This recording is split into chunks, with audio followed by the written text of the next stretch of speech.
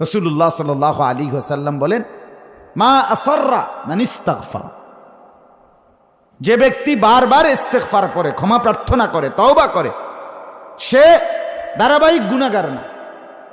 ওয়ালাউ, যদি প্রতিদিন একদিনে 70 বারও যদি তওবা করে, 70 বার গুনাহ হয়ে গেছে, 70 বার তওবা করছে, তো আল্লাহ নবী বলেন আল্লাহ সেই 70 বারের গুনাহটাও আল্লাহ মাফ করবে। কিন্তু শর্ত হলো প্রতিবারই বলতে হবে দিল থেকে, দিল থেকে, আসলেই ছেড়ে দেওয়ার নিয়তে। মানে আসলেই ছেড়ে দেওয়ার নিয়তে আপনি বলছেন কিনা এটা আর কেউ না বুঝুক, আল্লাহ তো বুঝবে, আল্লাহ তো বুঝবে। এই জন্য তওবা বড় বরকতময়। কেউ যদি তওবা করে নগদ, তাহলে একটা লোক মনে করেন যে আজকে 1 বছর যাবত বিড়ি সিগারেট খায়, এই লোকটা এবার সিদ্ধান্ত নিল না আমি খাবই না।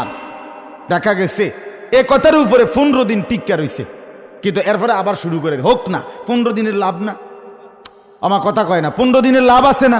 হ্যাঁ, আরেকবার সিদ্ধান্ত নিলে আরেকবার আবার কমে আইব, এমনি এমনি এক সময় ছাড়িয়েই দিবে সে। তওবার মধ্যে একটা শক্তি আছে, পাওয়ার আছে। এই জন্য হযরত বলেন গুনাহ যতই হোক তওবা করুন। আরো সুন্দর কথা আছে, খুলনার হযরত বলেন গুনাহ যদি হয় মিনিটে মিনিটে, তওবা করুন সেকেন্ডে সেকেন্ডে। গুনাহ যদি হয় মিনিটে মিনিটে, তওবা করুন কি? তওবা করতে দেরি করবেন না। আল্লাহ যদি, মানুষ যদি কয় তুই তো বেহাইয়া বেড়া, কি তওবা তোর বেড়া, তোর কবার তওবা, তুই প্রত্যেকবারে তো প্রতিদিন 2 দিন পর পরে তুই যে সেই না। আল্লাহ বলে বান্দা মানুষে কোক, আমি তো কই না, আমি তো কিছু বলি নাই, আমি তো বলি নাই তোমারে, তুমি তওবা করো বলছি, আবার করো, আবার করো, আবার ছেড়ে দাও, আবার ছেড়ে দাও, আবার ছেড়ে দাও, আবার ছেড়ে দাও। আমরা এটা দরকারি একটা কথা মনে রাখবেন সবাই। আজকে আমি একেবারে আমরা চোখের সামনে সবাই এখন আন্তরিকতা নিয়ে আছি, এই জন্য বলতেছি, কথাটা বোঝেন। একজন মুসলমান, একজন মুমিন, যেই কোনো মুমিন নবীরা ছাড়া তার দ্বারা গুনাহ হওয়া স্বাভাবিক, গুনাহ হওয়া আদাত। হাকিমুল উম্মত মুজাদ্দিদুল মিল্লাত হযরত মাওলানা শাহ আশরাফ আলী থানভী রাহমাতুল্লাহ আলাইহি কথা বলছে যে গুনাহ হওয়া মুমিনের দ্বারা স্বাভাবিক, আদাত, এটা হবেই তার। কিন্তু অস্বাভাবিক কোনটা? অস্বাভাবিক হলো মুমিন হওয়ার পরেও, মুসলমান পরিচয় দেওয়ার পরেও গুনার উপরে জমে থাকা, এটা অস্বাভাবিক। আমার কথা বুঝেন নাই আপনি? আপনি একজন মুসলমান, আপনি মিথ্যা কথার উপরে এতদিন কেমনে রইয়া গেছেন না, এটা ঠিক না, এটা একটা অস্বাভাবিক কথা। আপনি মুসলমান না, আপনি চুরির রূপে কেমনে যে এতদিন বইয়া রয়েছে, আপনি নারী দেখা, এটা কেমনে, এটা হয় না। এই জন্য আমি অনেক সময় বলি যে একটা ঘরে আজকে 20 বছর টেলিভিশন চলে এক তালে, 10 বছর ধরে ছেলে মেয়ে বউ বাচ্চা টেলিভিশন দেখে, নাচ গান নর্তকীর ছবি, জিনা ব্যভিচার। আর এই যে ঘরের বেড়াটা, যে বেড়া ঘরের অভিভাবক, এ বেড়া মাতেও না, মোতেও না, লড়েও না, আসেও না, এটা একটা অপদার্থ ছাড়া আর কিচ্ছু।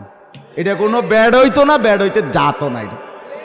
এটা পায়জামাও না, হাফ প্যান্টও না, ফুল প্যান্টও না, এটা মারু হাফ প্যান্টও না, এটা কোনো ব্যাড হইতে যাতে না।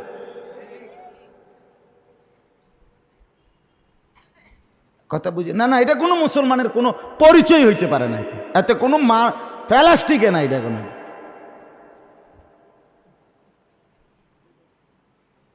এটা একেবারেই অকর্মণ্য মানুষ। কারণ আমি গুনাহ হয়ে যাওয়া এটা স্বাভাবিক, কিন্তু লাগাতার গুনাহটাকে আমার জিন্দেগি বানায় নেওয়া এটা অস্বাভাবিক। এটা মুমিনের পরিচয় হইতে, মুমিন এমন হয় না। বা আপনি 30 বছর মিথ্যা কথা বলতে পারেন না, আপনি যে 20 বছর ধরে সুদের ব্যবসা, না, এটা মুসলমানের করতে পারে না, তার ভিতরে মুসলমানের কিচ্ছু নাই। আজকে 20 বছর ধরে, 10 বছর ধরে এবেডি পর্দা করে না, আজকে একটা বছর ছেলেটা কোনোদিন ফজরের নামাজ পড়ে না, না, এটা কোনো মুসলমান না, এতে কোনো জাতের লোকে না।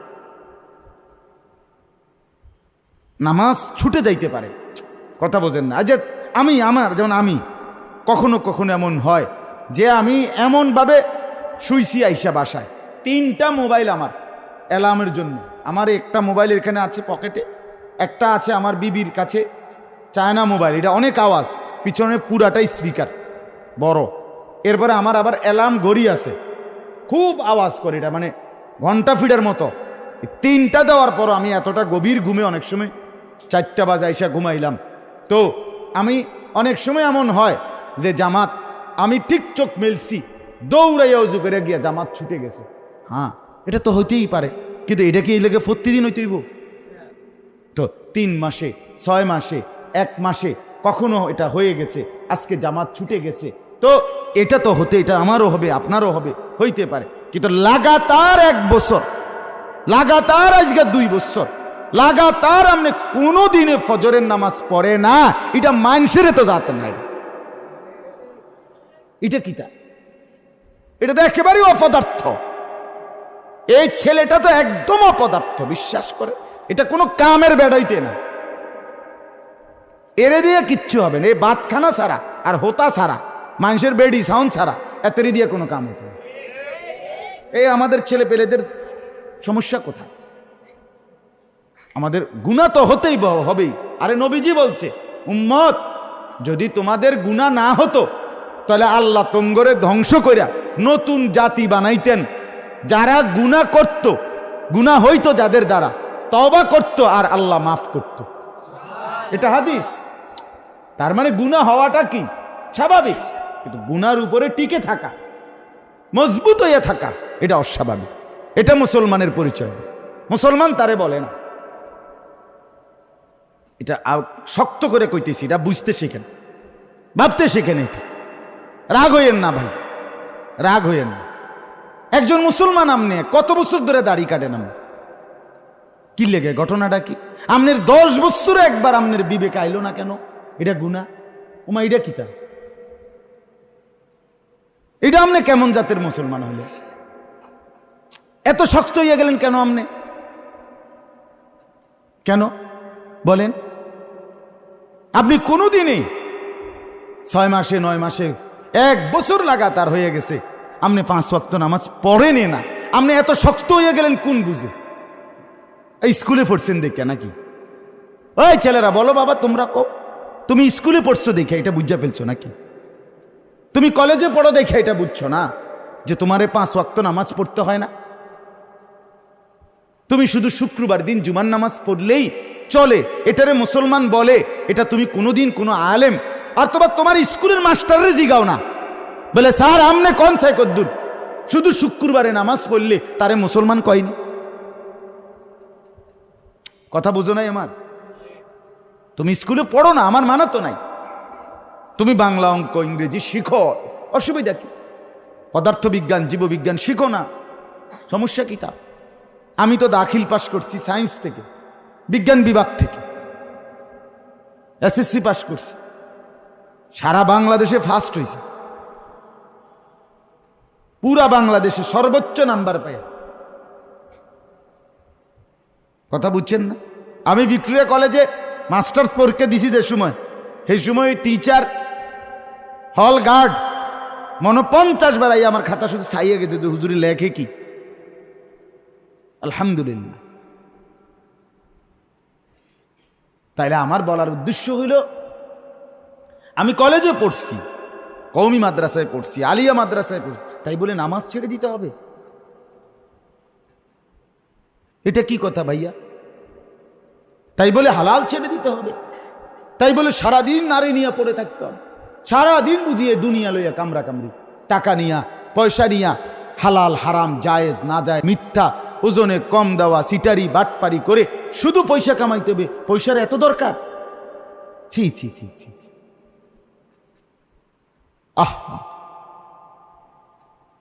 কি নিশ্চয়তা আছে আমাদের জানমালের? 20 লক্ষ মুসলমানের, গাজা যে ফিলিস্তিনের যে অঞ্চলে ইসরায়েলের বেঈমানরা হামলা করছে প্রতিদিন, প্রতি মুহূর্তে, 20 লক্ষ মুসলমানের ঘর বাড়ি মাটির সাথে সমান করে দিছে। 1 2 জন, 20 লক্ষ মুসলমানের বাড়ি ঘর, একটা ভবন, একটি ঘর আর অক্ষত নাই।